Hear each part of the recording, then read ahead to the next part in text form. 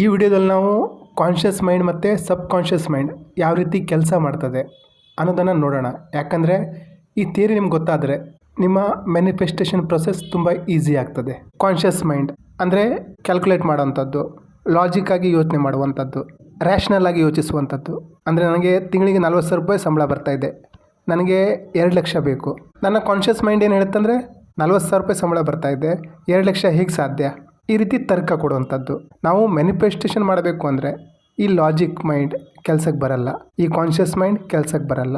ಇನ್ನು ಸಬ್ conscious mind, ಇದು ನಮ್ಮ ಜೀವನದ 90% ನಿರ್ಧಾರ ತಗೊಳ್ಳುವಂಥದ್ದು. 10% ನಿರ್ಧಾರ ನಮ್ಮ ಕಾನ್ಷಿಯಸ್ ಮೈಂಡ್ ತಗೊಳ್ತದೆ. ಚಿಕ್ಕ ವಯಸ್ಸಿಂದ ನಮ್ಮ ಫೈನಾನ್ಷಿಯಲ್ ಕಂಡೀಷನ್ ಆಗಿರ್ಬೋದು, ಏನೇ ಆಗಿರ್ಬೋದು, ಎಲ್ಲ ಈ ಸಬ್ ಕಾನ್ಷಿಯಸ್ ಮೈಂಡಲ್ಲೇ ಪ್ರೋಗ್ರಾಮಿಂಗ್ ಆಗಿರ್ತದೆ. ನಾವೀಗ ಯಾವ ಜೀವನ ಬದುಕ್ತಾ ಇದ್ದೀವಿ, ನಮ್ಮ ಸರೌಂಡಿಂಗ್ ಯಾವ ರೀತಿ ಇದೆ, ಅದೆಲ್ಲವೂ ನಮ್ಮ ಸಬ್ ಕಾನ್ಷಿಯಸ್ ಮೈಂಡಲ್ಲಿ ಏನು ಫೀಡ್ ಆಗಿದೆಯೋ ಆ ಮೂಲಕ ಅದು ವೈಬ್ರೇಟ್ ಆಗ್ತಾ ಇದೆ. ಆ ರೀತಿಯ ವ್ಯಕ್ತಿ, ಸಿಚುವೇಶನ್ನ ನಾವು ಅಟ್ರಾಕ್ಟ್ ಮಾಡ್ತಾ ಇದ್ದೀವಿ. ನೀವು ಎಲ್ಲಾದರೂ ಹೋಗಬೇಕು ಅಂದರೆ ನಿಮಗೆ ಬಸ್ ಮಿಸ್ ಆಗ್ತಾ ಇದೆ ಅಥವಾ ಟ್ರೈನ್ ಮಿಸ್ ಆಗ್ತಾ ಇದೆ ಅಂದರೆ ಅದು ನಿಮ್ಮ ಸಬ್ ಕಾನ್ಷಿಯಸ್ ಮೈಂಡಲ್ಲಿ ಆ ರೀತಿ ಪ್ರೋಗ್ರಾಮಿಂಗ್ ಆಗಿದೆ. ನಿಮ್ಮ ಹತ್ರ ದುಡ್ಡು ಬರ್ತದೆ, ಹಾಗೆ ಖಾಲಿನೂ ಆಗ್ತದೆ ಅಂದರೆ ಅದು ಸಹ ನಿಮ್ಮ ಸಬ್ ಕಾನ್ಷಿಯಸ್ ಮೈಂಡಲ್ಲಿ ಆ ರೀತಿ ಪ್ರೋಗ್ರಾಮಿಂಗ್ ಆಗಿದೆ. ನಮ್ಮ ಜೀವನದಲ್ಲಿ ಏನೇ ಘಟನೆಗಳು ಆಗ್ತಾ ಇದ್ದಾವೆ ಅದಕ್ಕೆ ಕಾರಣ ನಮ್ಮ ಸಬ್ ಕಾನ್ಷಿಯಸ್ ಮೈಂಡಲ್ಲಿ ಆ ರೀತಿ ಪ್ರೋಗ್ರಾಮಿಂಗ್ ಆಗಿದೆ. ಇವೆಲ್ಲ ನಾವು ಬದಲಾಯಿಸಬೇಕು ಅಂದರೆ, ಏನೇ ಬದಲಾಯಿಸಬೇಕು ಅಂದರೂ ಸಹ ನಾವು ನಮ್ಮ ಸಬ್ ಕಾನ್ಷಿಯಸ್ ಮೈಂಡಲ್ಲಿ ಹೋಗಿ ಅದನ್ನು ರೀಪ್ರೋಗ್ರಾಮಿಂಗ್ ಮಾಡಬೇಕು. ಅಲ್ಲಿ ಏನು ನಂಬಿಕೆ ಕೂತ್ಕೊಂಡಿದೆ, ಅದು ನಿಜನ ಸುಳ್ಳ ಅನಲೈಸ್ ಮಾಡಿ ಅಲ್ಲಿ ಚೇಂಜ್ ಮಾಡಬೇಕು. ಬೇಕಾದರೆ ನೋಡಿ, ನೀವೇನಾದರೂ ಒಂದು ನಿರ್ಧಾರ ತೊಗೊಂಡಿದ್ದೀರಾ, ಏನೋ ಗುರಿ ಅಚೀವ್ ಮಾಡಬೇಕಂತ ಬಯಸ್ತೀರಾ, ತಕ್ಷಣ ಏನಾಗುತ್ತೆ ಅಂದ್ರೆ ಅದು ಎಲ್ಲ ಅದರ ಉಲ್ಟಾ ಆಗಲಿ ಸ್ಟಾರ್ಟ್ ಆಗ್ತದೆ. ಬೇಕಾದರೆ ನೋಟಿಸ್ ಮಾಡಿ. ಉದಾಹರಣೆಗೆ ನೀವು ಜಂಕ್ ಫುಡ್ ತಿನ್ನಲ್ಲ ಅಂತ ನಿರ್ಧಾರ ಮಾಡಿದ್ದೀರಾ, ಅವಾಗ ಏನಾಗುತ್ತೆ ಅಂದರೆ ಅದೇ ದಿವಸನೋ ಅಥವಾ ಮಾರನೇ ದಿವಸನೋ ನಿಮ್ಮ ಮುಂದೆ ಜಂಕ್ ಫುಡ್ ಬಂದು ನಿಲ್ಲುತ್ತೆ. ಅದು ಏನೇ ಪಾರ್ಟಿ ಮುಖಾಂತರ ಆಗಿರ್ಬೋದು, ಯಾರ ಫ್ರೆಂಡ್ಸ್ ಆಗಿರ್ಬೋದು, ನಿಮಗೆ ಆಫರ್ ಮಾಡ್ತಾರೆ. ಅಥವಾ ಬೆಳಗ್ಗೆ ಬೇಗ ಹೇಳಬೇಕು ಅಂತ ನಿರ್ಧಾರ ಮಾಡ್ತೀರಾ, ಆವಾಗಲೂ ಏನಾಗುತ್ತೆ ಅಂದರೆ ರಾತ್ರಿ ಯಾವುದೋ ಕಾರಣಕ್ಕೆ ಲೇಟಾಗಿ ಮಲಗೋ ಥರ ಸೀನ್ ಕ್ರಿಯೇಟ್ ಆಗುತ್ತೆ. ಈ ರೀತಿ ಯಾಕೆ ಆಗ್ತದೆ?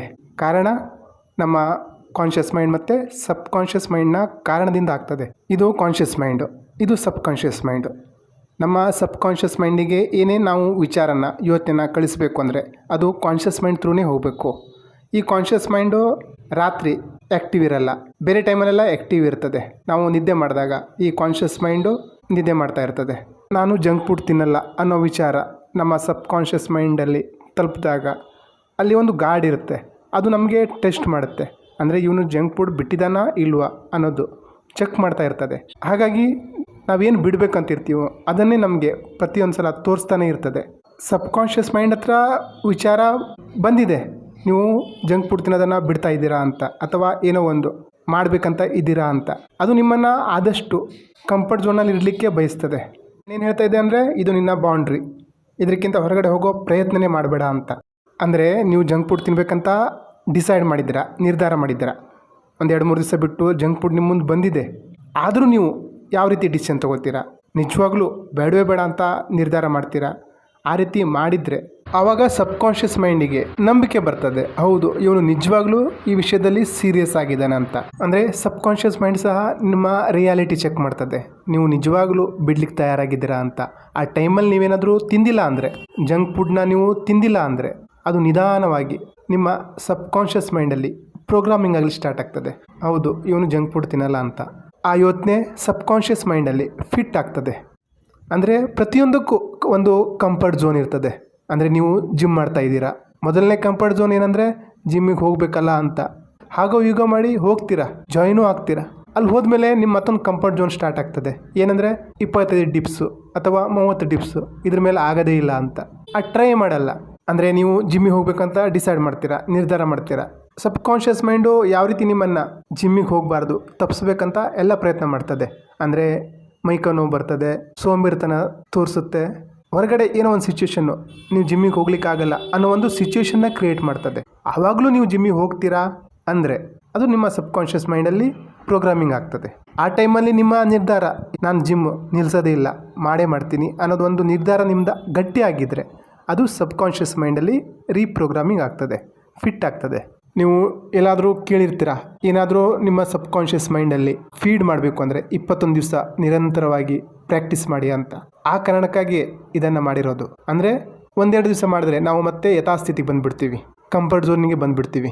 ಜಿಮ್ಮಿಗೆ ಹೋಗ್ತೀರಾ, ನಿಮಗೆ ಒಂದು 5-10 kg ತೂಕ ಇಳಿಸ್ಬೇಕಂತಿರುತ್ತೆ, ಅಲ್ಲೊಂದು ಕಂಫರ್ಟ್ ಝೋನ್ ಸೆಟ್ ಮಾಡ್ತೀರಾ. ನೀವು 10 kgಕ್ಕಿಂತ ಜಾಸ್ತಿ ತೂಕ ಇಳಿಸ್ಲಿಕ್ಕೆ ಹೋಗಲ್ಲ, ಅಲ್ಲಿ ಒಂಥರ ಕಂಫರ್ಟ್ ಝೋನಲ್ಲಿ ಸಿಕ್ಕಾಕೋತೀರ. ನಾವು ಡ್ಯಾಂಬಲ್ಸ್ ಒಂದು ತೂಕ ಸ್ವಲ್ಪ ಜಾಸ್ತಿ ಎತ್ತಲಿಕ್ಕೆ ಹೋದರೂ ನಮ್ಮ ಸಬ್ ಕಾನ್ಷಿಯಸ್ ಮೈಂಡ್ ಹೇಳುತ್ತೆ, ಬೇಡ ಬೇಡ ನಿನಗೆ ಇದು 10 kgನೇ ಸರಿಯಾಗಿದೆ, ಇದೇ ಮಾಡು ಅಂತ. 15 kg ಡ್ಯಾಂಬಲ್ಸ್ನ ಎತ್ತಲಿಕ್ಕೆ ಕೊಡಲ್ಲ. ಆವಾಗಲೂ ನೀವು ಎತ್ತಿತೀರಾ ಅಂದರೆ ಅದು ನಿಮ್ಮ ಸಬ್ ಕಾನ್ಷಿಯಸ್ ಮೈಂಡಲ್ಲಿ ಫಿಟ್ ಆಗ್ತದೆ.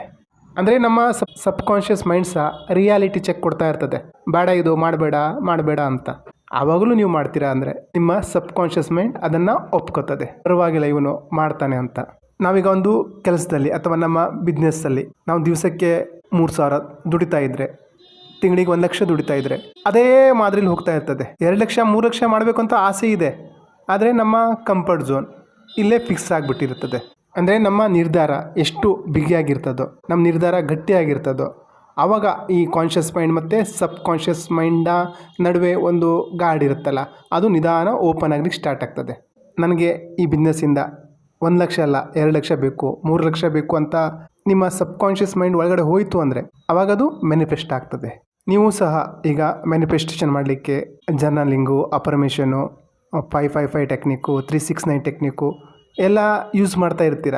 ನಿಮ್ಮ ಸಬ್ ಕಾನ್ಷಿಯಸ್ ಮೈಂಡು ನಿಮ್ಮನ್ನು ತಡಿಲಿಕ್ಕೆ ನೋಡ್ತಾನೆ ಇರ್ತದೆ, ಅದು ನಿಮಗೆ ರಿಯಾಲಿಟಿ ಚೆಕ್ ಕೊಡ್ತಾನೆ ಇರ್ತದೆ, ಬೇಡ ನೀನು ಸ್ಟಾರ್ಟ್ ಮಾಡಬೇಡ ಆಗಲ್ಲ ಅಂತ.